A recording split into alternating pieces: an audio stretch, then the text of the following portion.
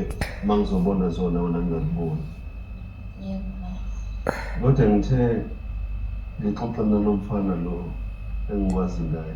Wathi ayi lapha ekhaya kungathi abavumi sikulobona.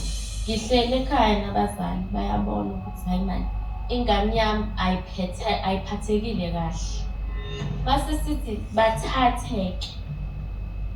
Ifamily ithi umpumelelo ngokuyahluleka ukunigada nini.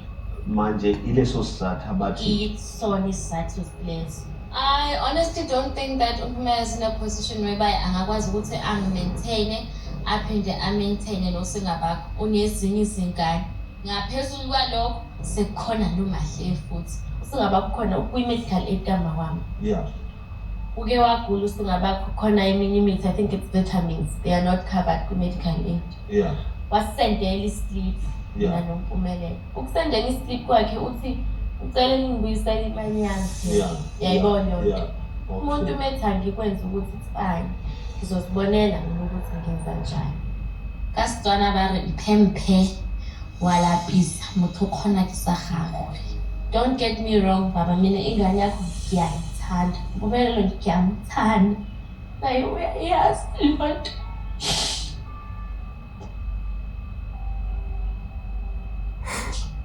Kodwa I've made a decision ukuthi right. In all honesty, I am tired of being defined as uDirelo kaMpumelelo Mseleku, because before loyo Mpumelelo Mseleku there was uDirelo. Even one day after loyo Mpumelelo Mseleku there will still be Direlo Kali.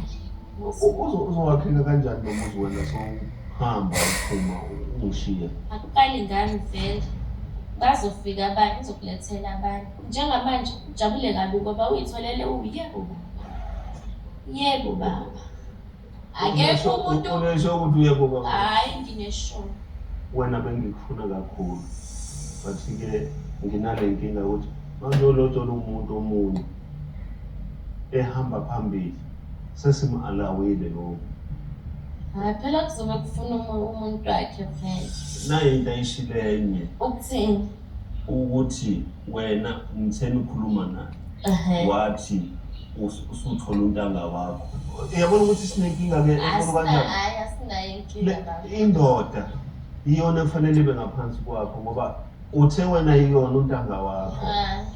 And lento ngikutshelile ukuthi baba ayikho yabo clear relationship akuyona manje. Sekuzohamba kuline ngoba akekho umuntu ozombuza lutho.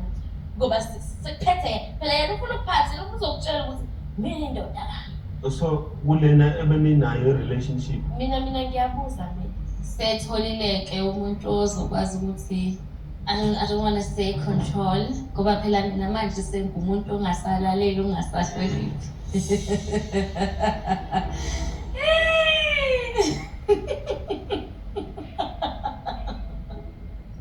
Kodwa mina nawe ke noma yini ngicela singaxabani. Hayi ngicela sibe right. Hayi bandla nini, you guys accepted me nangamukela nje nangithatha nje nginjani ngikuthanda ubandla angeke ngize ngixabane naye. Ngoba manje ukuthi wena uyakhetshana noMpumelelo ungakhetshani. Hayi mina nje aningeni indawo. Ngiyabonga ukuthi ufike uzongibona. Ngicela ukukudedela. Ingaze ngihlale nawe kakhulu bese ngasaqondakala ukuthi ukuthi sisima kanjani.